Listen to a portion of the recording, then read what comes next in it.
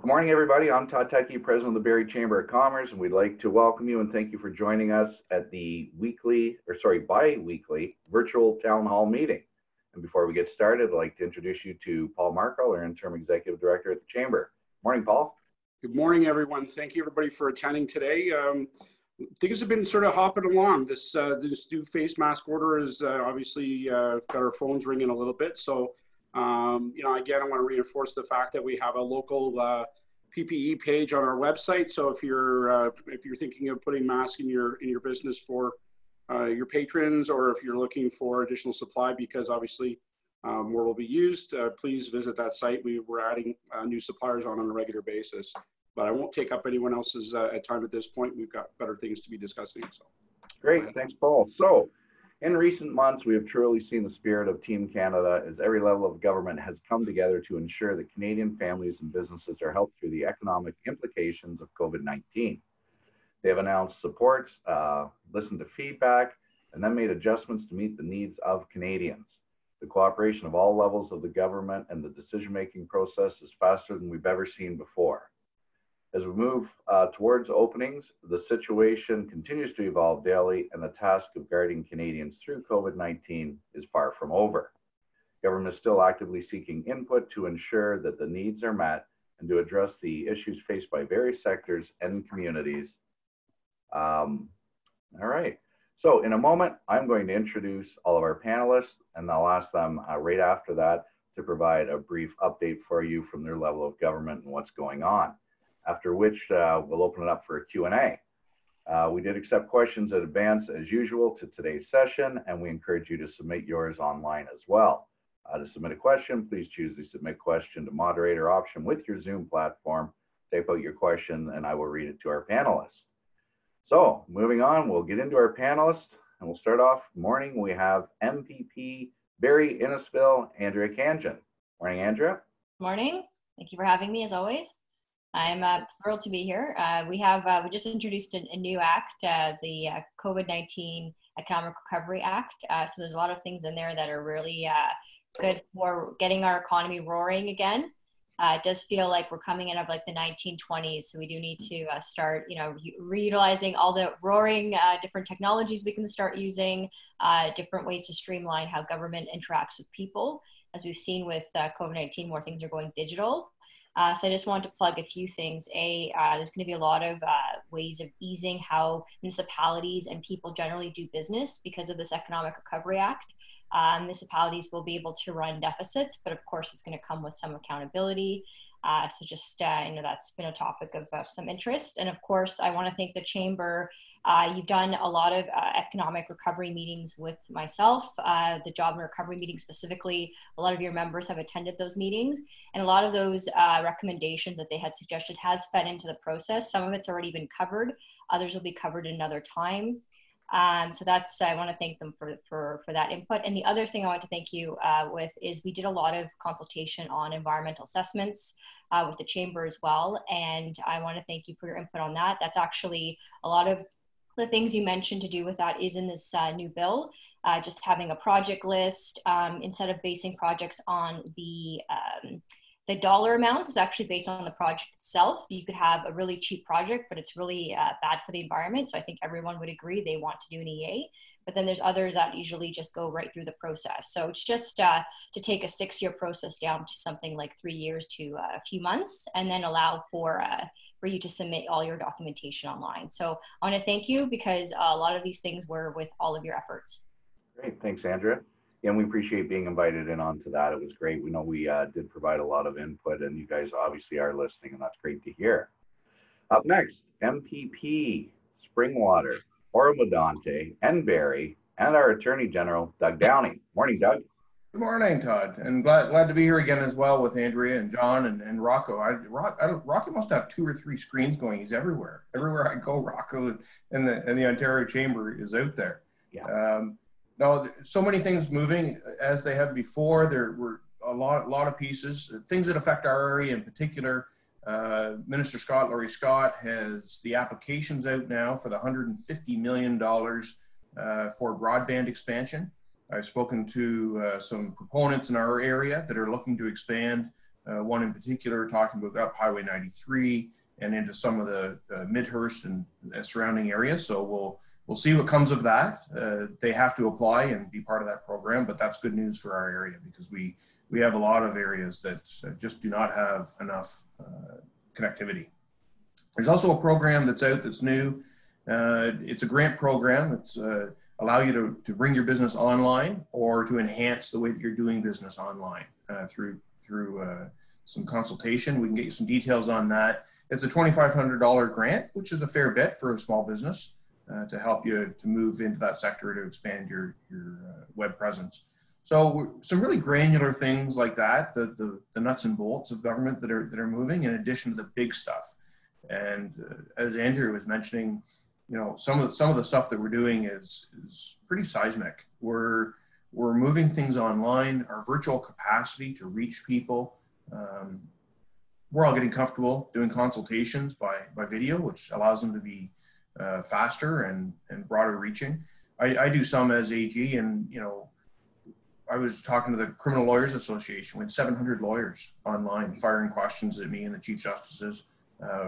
There's no other way we could do that. I mean, it would just be just so different. So there's some opportunities coming out of this in the way that we're doing stuff, but I'll stop there. I want to get to the questions and hear what's on people's minds and see what we can do. Great. Thanks, Doug. Appreciate that, as always. Up next, MPP from Barrie, John Broussard. Morning, John. Morning, Todd. Thanks for having me again. And Paul and Rocco, good to see you. Andrea and Doug, good to see you guys, although we're constantly communicating on the phone. And it's a little bit different this morning. The angle of the sun, because we're so early, is really beating down on me. So it's not like I'm having an epiphany here, just so everybody knows. It's your angelic self. Yeah, so yeah. I'm trying to avoid it, but I can't. I guess the big news out of Ottawa this week was the fiscal snapshot that was delivered by the finance minister on Wednesday, and in it, there's some pretty significant and troubling numbers. Many of you have probably read or heard about it by now.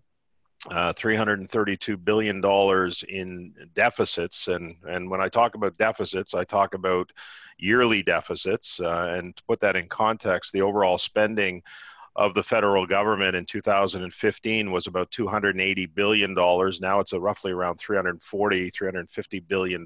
So the deficit is equal to what the federal budget is. And then the other number I think that was really scary for a lot of us was the debt numbers of $1.2 trillion. Now, I'll acknowledge that much of it is related to the recovery plans as a result of COVID-19.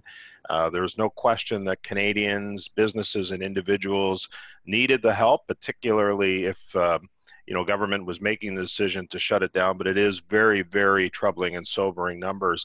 I think what many of us were looking for in the fiscal snapshot was details about recovery.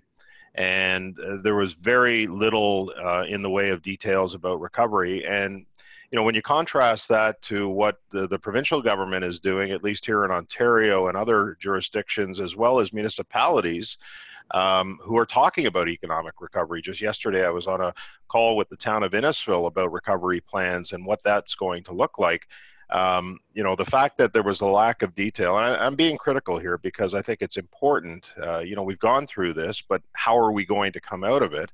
And where's that vision and that guidance? And it just wasn't in the fiscal snapshot that was provided by the finance minister this week. And I understand that there's a lot of moving parts, but Canadians are now looking to their leaders to provide some direction. The other thing that we are dealing with, not just locally, but right across Canada, is the issue of the CERB. And, it really is causing labor shortages across the country.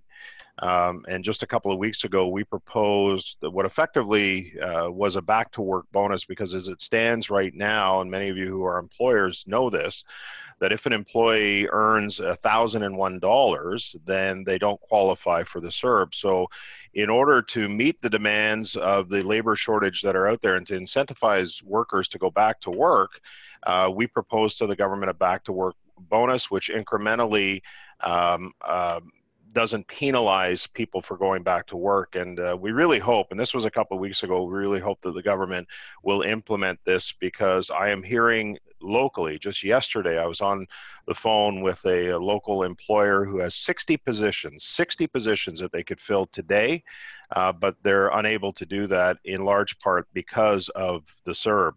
The other issue that we're facing too is the wage subsidy, and this was important for businesses at the height of the pandemic to keep their employees employed. But as businesses are starting to recover and come out of it, and they fall below that 30% threshold, they no longer qualify for the wage subsidy. So the other thing that we were looking for was some clarity from the finance minister this week, and we didn't receive it, on how the wage subsidy will continue for many of the employers who are now coming out of this, but are still facing a drop in revenues year over year, and they don't qualify. So that's one area that that I think the federal government needs to act on, and they need to act on it quickly.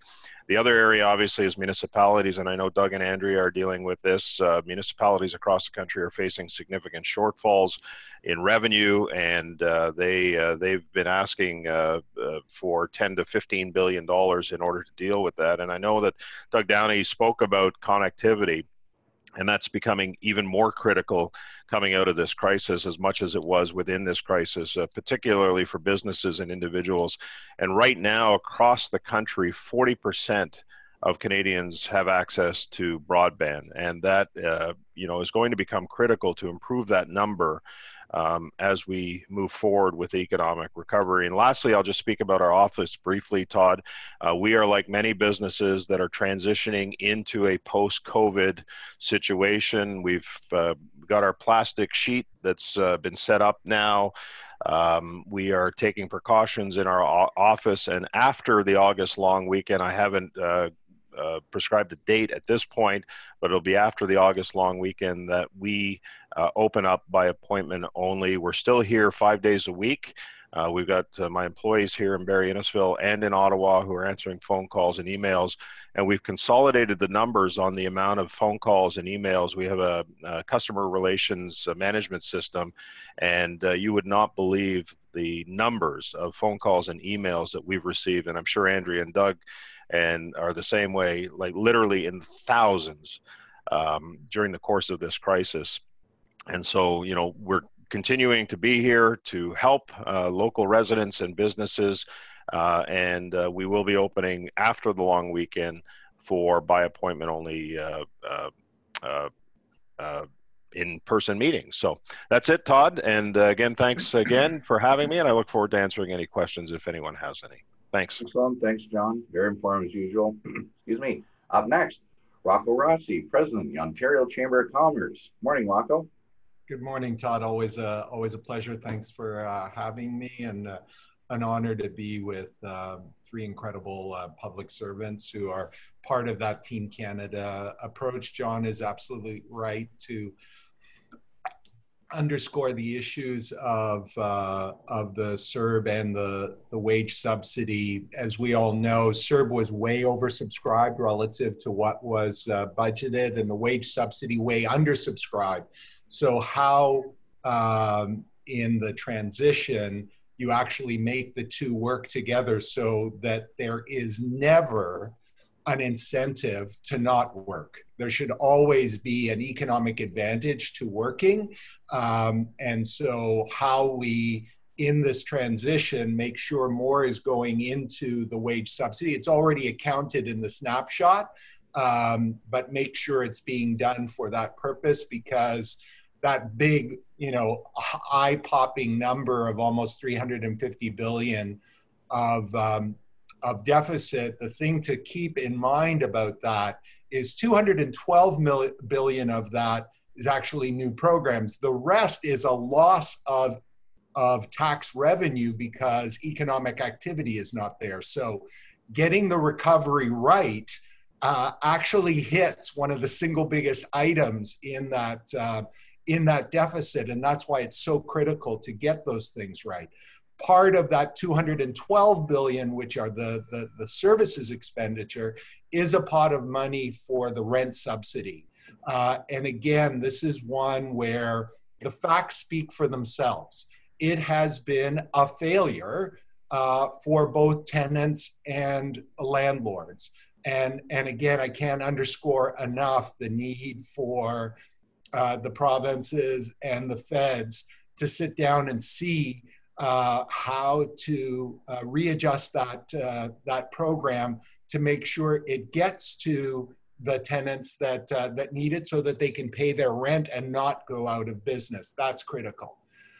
Finally, before the questions, the issue of streamlining that Andrea raised and coordination that Todd spoke about off the top.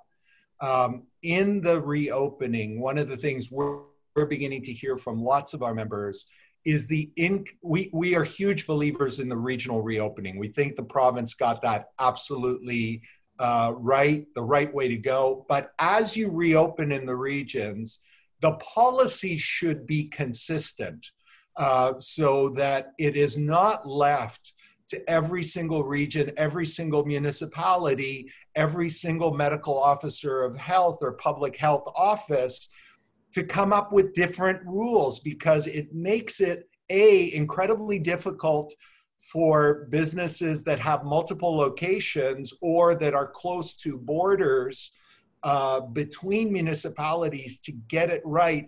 And two, it undermines the confidence of individuals, consumers, employees, because they say, well, the guy over there just across the street in the other municipality says that science says you've got to not take cash, or the other says that I do have to collect data so that I can then help with tracking and tracing afterwards, but this municipality doesn't. And then the whole patchwork quilt of regulations around the mask issue. We need consistency as we reopen. That will help business and will help confidence. Can't stress that enough. And I do want to give big shout outs on all of the work that's being done on digitization by the government, the broadband.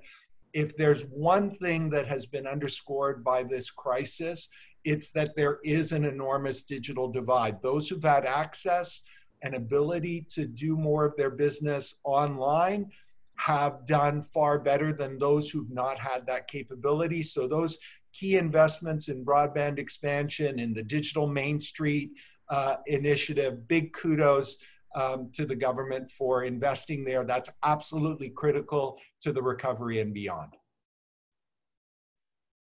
Back to you, Todd. Great, thanks, Rocco.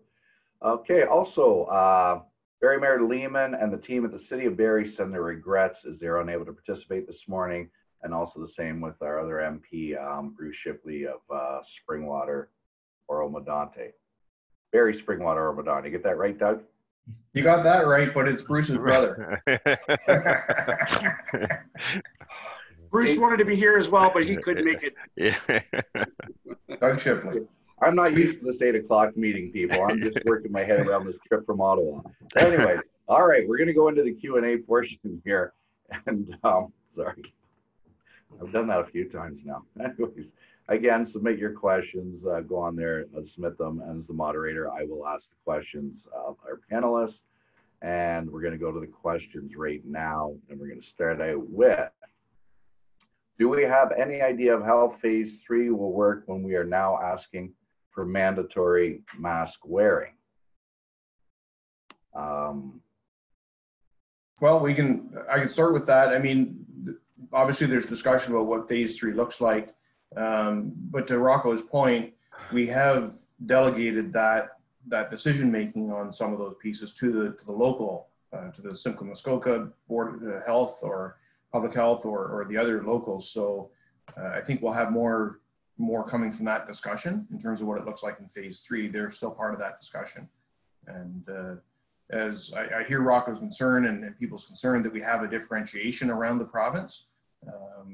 So that sort of, this isn't the first time I'm hearing that. We'll see if there's some central guidance through the medical table that way. There's a lot of public health units across Ontario and a lot of opinions. It'd be helpful if the doctors landed on on the same science. So that's an active discussion that's happening. But in terms of phase 3, you'll have the local public health weighed into that. They need to know what it is that we're talking about first. Okay, Paul? Yeah, I think that's it. It's an inconsistency that's creating the problem. You know, if you look at even, you know, Barrie that's going into mandatory masks on Monday, York, Simcoe, I don't think has made a decision yet. You got Toronto that's on it. So you've got that inconsistency. And then you've got Doug Ford and the government coming on saying that we're getting close on phase 3 in certain areas. So it's that, you know, where are we at? What are we doing? It's that inconsistency, and Rocco was bang on. And that's, you know, the 9,000 phone calls that John's getting are coming from me saying, go talk to John. So, you know, it's all of those components that are creating that fear and inconsistency, which is exactly, I think, what we're trying to prevent. You know, we need confidence in the marketplace. Aurelia did a consumer confidence poll, and, you know, that was it. If a customer walked up to a building or a storefront and they didn't think that it was safe, they didn't go in. So on one hand, you need the mask. On the other hand, you know, it's like, okay, well, we've only got X number of cases left. Why are we doing this at this point? Why didn't we do it months ago? So I think that's where maybe there's a miss in the messaging that needs to be corrected. Okay, Rocco? I think the absolute key to phase 3 in whatever way, shape, or form it takes is we have to solve the daycare issue. That's something that I'm hearing from members across the province and really across the country. This isn't unique to Ontario. Everyone's struggling with the issue of what back to school looks like and how that's going to be done consistently or not, and how we ensure daycare, because we simply can't have the participation levels of employees, and particularly women who disproportionately bear the burden of childcare, if that is not solved. And clearly public transit is another issue. Obviously, jurisdictions like Toronto, Ottawa, you know, mandating the masks, because, you know, it's been fairly easy to do physical distancing on public transit during the lockdown, but as more and more people come back and those assets get full, it's quite frankly scaring a lot of people who are nervous about getting on it, and so how we manage that and daycare are going to be critical to the success of everything else. Okay. John?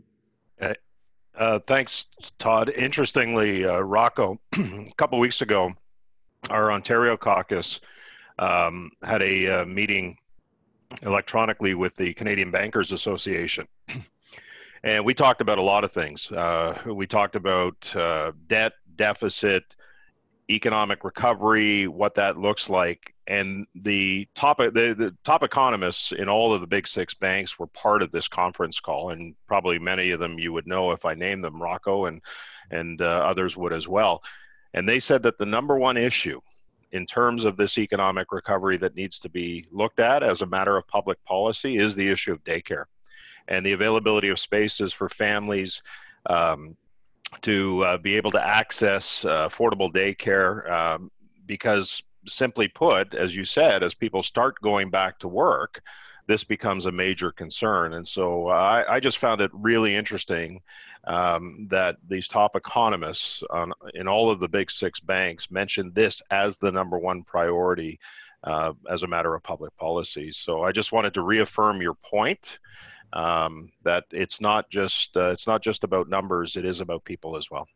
Look, at even before the crisis, one of the single most important things that has led to productivity gains in Canada for the last decade is the increased participation of women in the economy.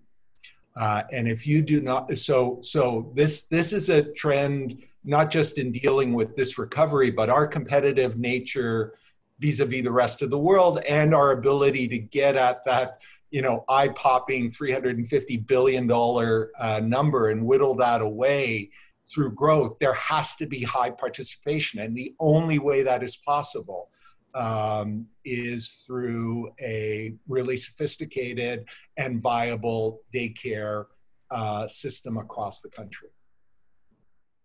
Andrea. And so what I'll say to that, I know we keep talking about consistencies, but I would just, I would go back a little bit to where we first were, and the calls I kept getting, like John was saying, before we were in stage 2 and before things started to reopen and we're still on shutdown, you know, people are calling me from our area saying, we're not like Toronto. We're not like this area. We're not like this area. Why don't you let us reopen? We're not like them.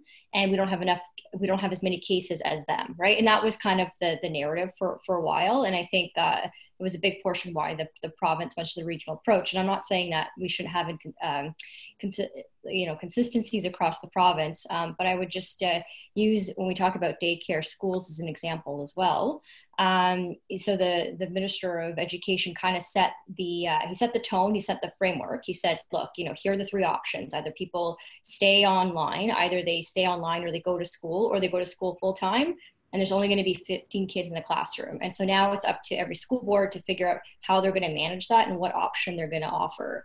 Across the board here, the parents, every time I see a parent, I try to ask them from a distance, wearing a mask, of course. They all want their kids to go back to school. And so that's definitely the majority of the stuff I've heard. You know, parents obviously with children that are having any immune issues are still going to do the online, but they like that they have that option. And so I think when it comes to daycare, we've really got to keep an eye on what's going to happen with schools, because if we can get that right, and remember, we were the first, one of the first places to close down schools, right? And so in kind of modernized economies around the world.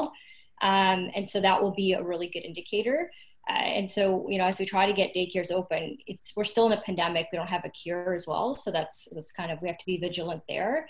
But, you know, we're, again, open to ideas. If people see something that can be streamlined, daycare regulations before COVID-19, I heard were quite burdensome as it was. So, you know, if there's suggestions, you know, we're all ears of how to make things simplified but safe. But I just say keep an eye out on how things are going from the education system. That's going to be a pretty large indicator. Yeah, and I just want to add on to that we're also watching what's happening with summer camps, because there's some innovation, and like the private sector is always the best lead in terms of innovation. We're seeing companies like, I'm just going to throw out a local that just opened, as over at Curio Hub, and she's just opened. They're doing things that government may not think of, and so it's actually really, really good for us to see how the day camps are going to run, and that may help us inform how we're going to solve that problem. Yeah, day camps is a good example, and I've heard from some operators that if they have kids under a certain age, they can't act like a camp under camp rules. They have to operate under daycare rules, and that was before COVID-19. But now that everyone is eager to get their kids out of the house, we're discovering all these issues, and so, you know, that's a policy area that we can certainly start digging into and solving now. Paul? We've been hearing a few daycares that are sort of catering and only running certain programs where they're only offering full-time and not offering part-time programs. And that really leaves people, especially people that may be unsubsidized, in a bit of a bind. You know, there's no, they're not letting the daycare provider know that they're on subsidy, but they're kind of left out, because if they don't stay with the full-time program, which may not work with their vacation schedules, they have to go back to part-time. All of a sudden, they have no, there's no chance that they're going to get in, and they can almost lose their spot as well. So it's a real problem, and I think that's again a bit of a Pandora's box. The more you get into it, the more things open up. But something again that needs to be looked at. Okay. We kind of were heavy-handed in that aspect of ensuring parents don't lose their spot. When people talk about draconian policies, I'd say if you have a Minister of Education going out and saying no one's going to lose their daycare spot, it was a pretty strong statement. So any parent who was in line who didn't get their spot fit, or the daycare said we can't take you, the daycares can't kick parents out of the queue. If they are, they're going to get their money back. Right. And so those are sort of the 2 safeguards we put in place. It doesn't apply to the beginning of the pandemic. There was a date set on it, just because obviously Like we just can't, be a dictatorship and say it's retroactive since the beginning of the pandemic. We do have to be reasonable as a government, but those safeguards are put in place. So it doesn't obviously apply to private daycares, but any of the ones that you're talking about with the subsidy would apply to those. Yeah, and also along with the education front, I think it was probably 2, maybe 3 weeks ago now, the president of Sick Kids Hospital said it's extremely crucial that these kids get back into school, and they get back into school as soon as possible for their mental health, their well-being, their growth, for everything. They actually need that consistency. They need that type of environment. It's part of what they do. It's part of what they are. And he said, mentally, it is a huge, huge aspect to get those kids back as quickly as possible. Also on a note there in regards to the next phase and waves and opening areas, there's been several questions brought up to the chamber, especially as of late, in regards to reopening borders and extending the terms of when a border can reopen. And it was just announced on the news this morning that the 3rd day in a row, the US has been in excess of 55,000 cases every day for the last 3 days. They're absolutely going in the wrong direction. I know a lot of people are nervous, especially about Americans traveling here. I've heard some stories up north about cars being vandalized and people being bullied that have a US plate and stuff, and that's absolutely wrong. But I believe the borders are supposed to open around the 22nd of July or something like that, unless it's been extended. So there's a lot of concern about will that be pushed further back with what's going on in the States. John or anybody, thoughts on that? Yeah, and you're right. I mean, the border is effectively closed to all non-essential travel. The scheduled date is July 21st, but there is a lot of talk about extending that even into the new year. And unless the government makes a decision, the border as it stands right now is effectively closed. The other thing that I would say too, and this is a complaint that I hear regularly, is that even Americans who travel by air, and you talked about, the hotspot, they're allowed to come into the country. And so if we're going to look at extending the land border, I think at some point the government's going to have to make a decision on air travel as well from the United States. That's just, a reasonable conclusion that, as long as they continue to be the hotspot, a lot like Spain and Italy was back in March and the beginning of April. I mean, we banned air travel from those countries.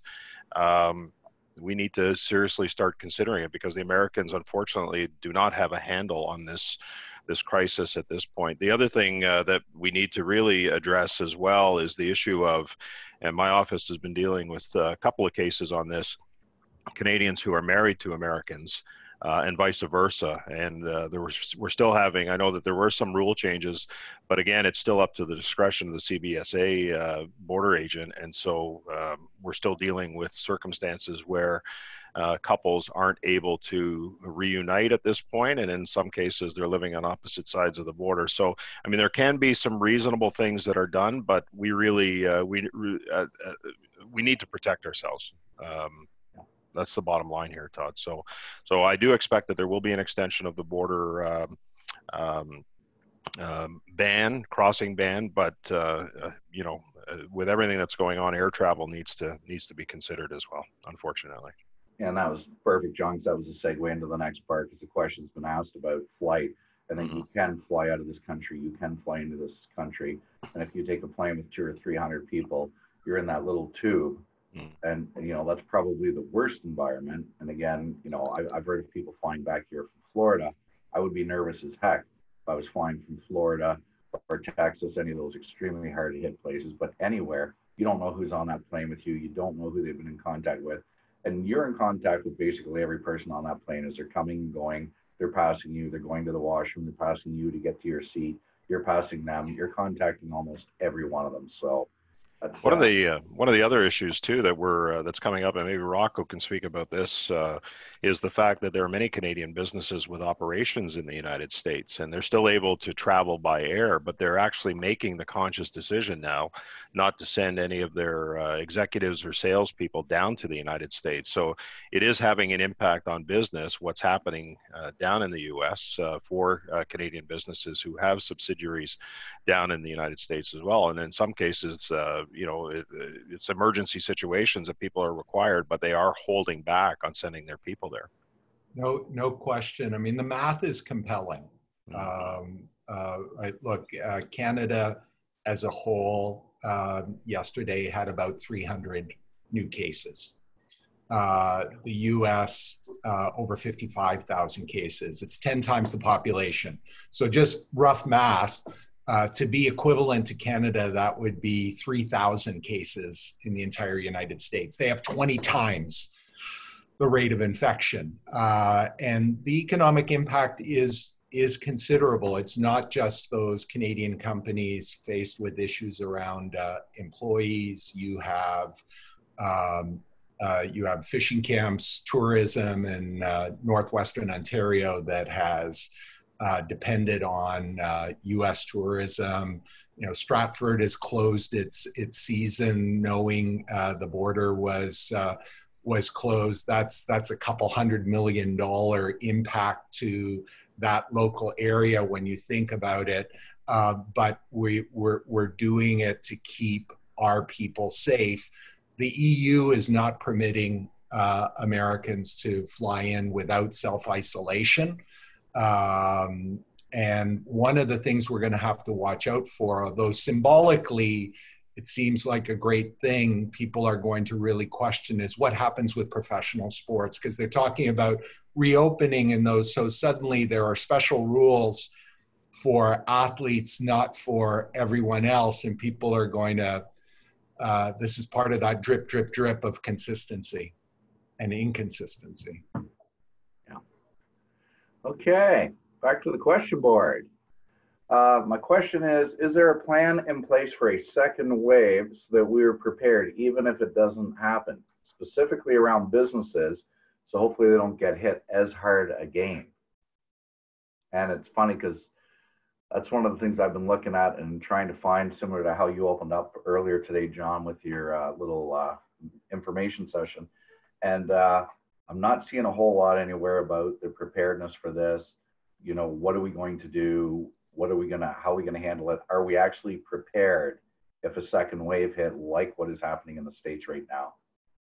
Well, if I can start with that, I mean, what's going to be different if we hit a second wave is we have guidelines now up through the Ministry of Labor. We have 150 some of them for different industries. We've developed those. We have our supply chains figured out. We've got local product being made right here in the Barrie area. South Medic is one that we've scaled up. We gave them an expansion grant of $1.8 million to scale. It's right in our backyard. We have MPC doing face masks. We've got the domestic supply chain scaled. That's very different. The third piece is we've litigated the science on this to date. We're not starting the conversation. So overlaid them with our testing. We're now testing about 25,000 a day. We're now speeding up the turnaround time on the test. So all of these pieces are in place that weren't there before at all. So if a second wave comes, we'll be much more nimble, much more able to contain and trace. Everybody's now educated on the need for that, for the testing and tracing. So I think there's a lot of positive pieces that are in place that would make the second wave a very different experience than entering into the first one. Rocco? Todd, normally I agree with you 100% on everything. I'd make one small correction to how you set it up. The US is not experiencing a second wave. They're experiencing a badly handled first wave. You're correct, sorry. The single biggest plan, and Doug is absolutely 100% dead on. The single best plan and approach to dealing with a second wave is to successfully meet the challenges of the first wave. And that's all of us. Yes, it's government, but it's also businesses. I get this question all of the time. Why aren't you pushing the government to open sooner? I'm dying on the vine here and my heart breaks. None of this is fair. Absolutely none of this. But the amount of sacrifice that has happened, and when you deal with it badly, what happens, and then it leads to reclosure, we have to avoid that, because that eye-popping number that John referred to, that could go to many multiples, and not because the government is spending more, but because tax revenues disappear altogether. We cannot afford that as a society. So we absolutely have to get this right. Yeah, and I think we're probably a bit of a model for around the world. If you look at how all our levels of government have come together and how we work with it, where our cases are, how they're dramatically dropping. You're saying, like, again, there's very little influx of new cases, especially compared to a place like the States, where the States has opened a lot of things and allowed extra things to reopen. And they just pushed the mark and rushed it and said, you know, this is my wording, but the economy is almost more important than lives. It's like there are people dying every single day in the tens of thousands down there because they rushed in and said, it's important to get the doors back open. And I'm the same as you, Rocco. I'm all about business, and I feel sorry for those businesses here that are affected. But at the end of the day, it is for the general population. It's for the good of all. And we have to phase this in. We have to be careful. We have to monitor how we do things. And with the health units and all that, I think everybody's doing a great job. And with that, Andrea, you're next. Thank you. Well, what I would say, build on that, when it comes to the reaction for if God forbid there's a second wave. So you've seen the province all along, we've extended these emergency orders. And so the one thing about extending emergency order, it's a bit scary for individuals who may have mental health and anxiety, health conditions. But so what we've really done is we've tabled legislation to protect the public health and as the economy recovers and allows flexibility. So what that really means is that now our Solicitor General is able to, is it 5 is the limit? Is it 10 limit? Is it 50? Allows us to work with public health to adjust that number and adjust any of the emergency measures as we need. It's not a blanket. The government can do whatever it wants. It has to be within the emergency order. We can't add anything new, but we can tweak the stuff that exists, right? And I think that's really important, because as we keep growing through this pandemic, we are going to make those minor tweaks. And one thing we built in, just because we were keen on accountability and transparency, is if we do, tweak these measures, there's going to be a standing committee with all, different political parties who can review and critique it as necessary. So that gives a level of transparency, but more importantly, it gives like us the flexibility to say, the business sector who always needs certainty, and you want, we talked about streamlining and common standards. Well, this will help actually get that going, because as we need to build capacity in the healthcare sector, we've been really good at doing that, which will help us in the second wave. But there's stuff in the emergency bill that allows us to allow for people in the healthcare sector to be able to work where they are. They're able to be redeployed. It's that same emergency act that allows only one PSW to be at a long-term care home, so that PSW is not traveling home to home. So when we talk about emergency measures, it's actually those things that are really important. It's not the shutting down of the entire economy, but it's also it's building up the healthcare capacity, which is really key. Thank you, John. Yeah, thanks, Todd. Just to add, failure is never failure unless the lesson from that failure is lost. And we have learned so much at all levels of government. Business has learned a lot, and so, I think there's universal opinion out there that there is going to be a second wave, or the potential exists for a second wave. So preparedness becomes important at all levels of government. And we're starting to see that. Doug mentioned about scaling up local companies, emergency stockpiles, again, being replenished for this. None of us, I believe, want to be in a position where we have to shut down businesses if that second wave comes in. And so to Doug's point about testing, tracing, isolating those who are most vulnerable, I mean, we learned the lesson over the period of the last 4 months, and we will be, I believe, and I give a lot of credit to the provincial government for the decisions that they've made here in Ontario, because we've seen cases drop significantly, testing capacity has increased, all meant to ensure that our economy is sustainable and viable going forward, in addition to protecting lives. So preparedness is critical at this point, and everyone is in that mode for what many anticipate will be a second wave. When that comes, we don't know, but we certainly don't want it to impact us to the extent that it has. And frankly, there's been a lot of money that's been spent by governments in order to ensure that businesses and the people that they employ are being taken care of. That capacity to continue on that becomes increasingly diminished in terms of the government ability, because of debt and deficit at all levels, to continue to do that. So we have to be aware of that, and this is why preparedness becomes important right now for what could be a second wave in the fall or spring, whenever that may happen. Rocco. Just one quick plug on preparedness, and something that each and every one of us can and absolutely should do. The province and the federal government announced that Ontario is going to be piloting a new smartphone app for tracking and tracing. And I know there's lots of conspiracy theorists out there saying, what comes next, a chip in our head so that government can track us everywhere. The governments did a lot of research into what apps would protect privacy the most while still giving our healthcare system the needed information. So it's a made in Canada solution, working with Shopify and BlackBerry, easily downloadable, free from the App Store. And what it does is it's not geolocating. So it's not tracking you to see where you're going.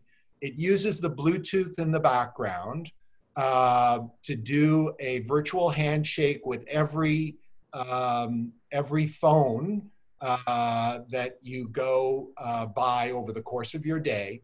And if you end up testing positive, it then will send anonymous messages to all of those who you had the handshake with, the virtual handshake through your phone, to say they should be tested, they should isolate because they will have been in proximity with someone who's tested positive. Testing is critical, but if you don't track and trace once you have positive testing does not have the impact that it needs to have. This is what we absolutely need to keep the small flare-ups from turning into raging fires. Yeah, absolutely. And to Rocco's point too, I mean, there have been other jurisdictions around the world that have used tracing successfully and have kept their caseloads down and have not had to shut down their entire economies, right? So, testing need tools to prepare. Right, and to the point earlier about preparedness, tracing is one of them. And I know Rocco is quite right in stating that there are many privacy concerns with respect to it. But at the end of the day, we want to keep people safe. We want to make sure that people are informed and isolate those who are vulnerable. That's what this comes down to. So thank you. What I'll just add, thank you for reminding us about the contact tracing app, Rocco, is that the information will be deleted after a certain number of days. So anyone concerned about privacy. After 30 days, so it's gone. Yeah. Okay, Paul? I was just going to comment that it's amazing that the additional testing that's happening in Ontario is yielding a result, and the same kind of excessive testing in the States is yielding a different one. It'll just point out the difference in messaging, and I think that's important to keep that in mind, that we're doing a good job and we just need to stay the course.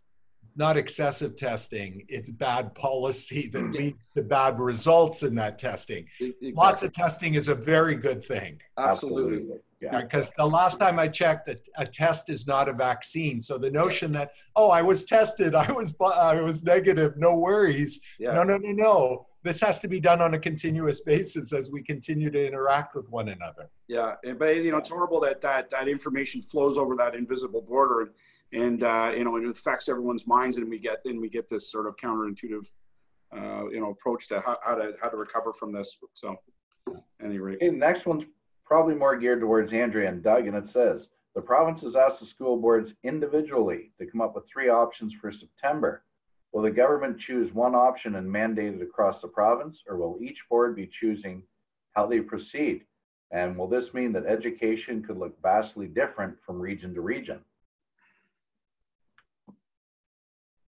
Do you want to go first, Doug?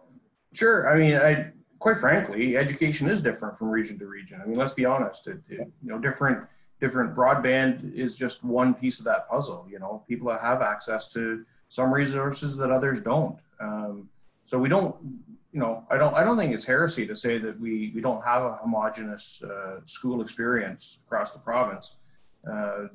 Again, we're trying to be deferential to the local situation, to the local need. And so that's why we're working so closely with municipalities. We're working with local public health units, and we're working with local school boards. So at the end of the day, I don't have a clear answer on whether we're going to, from the medical health table's guidance, come out and say, no, you know, even though we want you to wrestle with these 3, this is the way it's going to be. I think we're asking for them to wrestle with their reality, and we're having a conversation about it at that level. Anything, Andrea, or we're good there? Yeah, that's good. Okay. Probably more back to you, John, on this one, and I know you touched on it briefly at the intro, but the CRB benefit is paying part-time and lower wage staff more money than they had been making while working. It's difficult to bring staff back who are making more money off. Is it being looked into, reevaluated? Who qualifies and for what amount? And I know you touched on it briefly earlier. Yeah, at the onset of today's call, I touched on the CERB and the challenges that it's creating for businesses. So again, not wanting to be you know, a party that bitches about everything, we actually provided a solution to the government in the form of a back to work bonus that would not penalize people for coming back to work, that would actually incentivize people for coming back to work. I mean, anecdotally, we're hearing stories, and Rocco can confirm this, from businesses all over the country and locally, that they're, you know, the extent of the labor shortage, you know, there's work out there, but people aren't coming back because they're getting paid the $2,000. So the back to work bonus, by incentivizing people to go back, right now as it stands, if you earn $1,001, then you don't qualify for the CERB. And so our proposal to the government, which has not been implemented at this point, is to continue to pay the CERB, even if they make the $2,000, even if they make $1,001. And as they make more, the CERB actually decreases to a point where if you make $5,000, for example, by returning to work, then you don't get anything on the CERB. So, you know, I do hear from businesses who say, you know, and I'm not, you know, saying this in a mean-spirited way. I'm telling you what I'm hearing, that in many cases where people are earning, you know, the potential to earn $2,300 compared to the potential of earning $2,000 is just enough to keep them home throughout the summer and not having to go into work.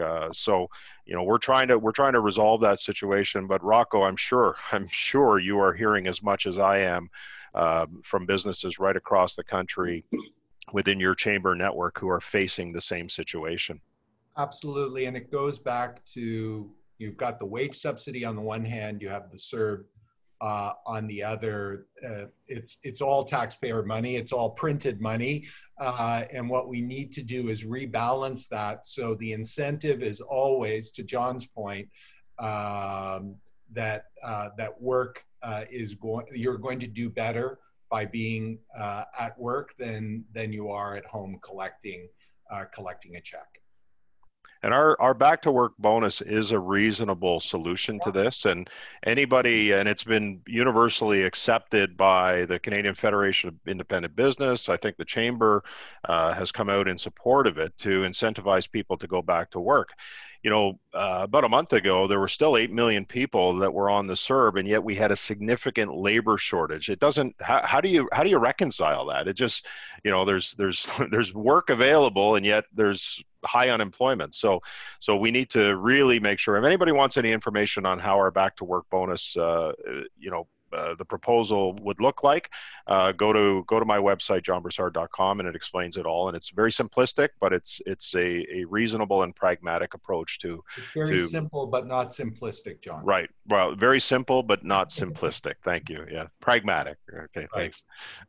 Yeah. So that goes right in line, John, with a question from one of the viewers also. And it's in regards to, perhaps more incentivizing the employer with some of that CERB money and taking it away from those that aren't working. So it's going to give them incentive to get back to work because they're not making as much sitting at home. And that helps the employer re-engage and get them back in the business. And I couldn't tell you how many businesses I've heard from, and the actual words out of them is, we're competing against the government for employees because of CERB. And they said, it's just killing us. Like in this region alone, well, you named one to start with, John, and Paul and I could easily name a handful off the top of our heads that just simply can't get employees because of CERB. And it's just a shame that, all of us taxpayers are on the hook for that when these jobs are readily available. It isn't just this, like, I don't want to leave the impression it's just the CERB. It also is, underscores the need for all of us, employers, governments, et cetera, to ensure that the workplaces are as safe as absolutely possible. Because, look, people are just being rational actors. You've got fear and anxiety, plus another economic decision that you can make because the money is readily available, and you do the calculation and you make your choice. So it's both that rebalancing of CERB and wage subsidy and doing everything we can to ensure that it's safe, that there are daycare options, that transit is good, all of those pieces. So I like simple solutions. I don't like simplistic solutions. We need to package that all together. And I'll give credit to business too, because they're adapting to this by making the workplace more accommodating. They're increasing wages to try to compete against this as well. So I will give business credit because they're recognizing the challenges that exist, and they're adapting to those challenges as well, including the daycare options that Rocco talks about, recognizing the responsibility of parents as well to their children. So, Doug, do you have your hand up? No, that's fine. I mean, I was going to say one local business. I don't want to name who they are, but they brought a psychotherapist on staff, and they're doing wellness checks with all their staff. And I think that kind of thing is a healthy change. Yeah. All right. So moving on, to be respectful of everybody's time, we're going to give everybody a quick minute or two to do a wrap up. So we'll start as my screen roll. So John, starting with you. Okay, again, Todd, thanks so much. Paul and everyone, Rocco, Andrea, and Doug for being part of this. Hopefully your members either live through Zoom or later on through Facebook as they have access to this, learn a lot. The most important thing is our office is open, continues to function, will continue to function. So anybody who has a question, they can certainly email us or phone our office. It's operational 5 days a week. And as I said at the onset, we are looking and targeting an after the August long weekend opening for our office. It'll be by appointment only. We're making all of the accommodating measures to ensure that we subscribe to public health guidelines, mask, gloves, plastic sheeting as you walk in. The other thing I'll remind people as well is that Passport Canada is not fully functioning at this point. And unless you need a passport on an emergency basis only, passports are not being processed at this point. There's no timeline for when that's going to happen, but we're starting to get phone calls from people who are looking at expired passports and wanting them renewed. So we will keep people up to date. As always, the latest information is available at johnbroussard.com and throughout our social media platforms at John Broussard CPC. So I do want to thank you again for having me this morning. Always informative. I learn a lot even listening to the provincial levels of government and certainly from where the chambers are. So thanks again, Todd, and I look forward to joining you for the next Zoom call, whenever that might be. Excellent. Thank you, John. Up next, Ontario Chamber of Commerce President Rocco Rossi. Todd, thanks to you. Thanks to everyone. There was a comment made in the chat box that I think is worth underscoring, and that is the level of leadership in the Barrie area is second to none. You know, I think the participation from all levels of government and the leadership that you and Paul exhibit within the chamber really sets a high watermark for the whole province. And delighted to be here. We're all in it together. This is not theoretical. We only need to turn on the TV and see what's happening south of the border. We want to go as fast as possible, but the emphasis is as possible. Good health policy is the same as good economic policy in the long run, and we are going to get through this together through this teamwork approach that has yielded such incredible results so far. Great, thank you, Rocco. Barrie, excuse me, Barrie Innisfil, MPP, Andrea Kanjan. Well, thank you. Well, as local, and thank you, John Webb, for that lovely comment.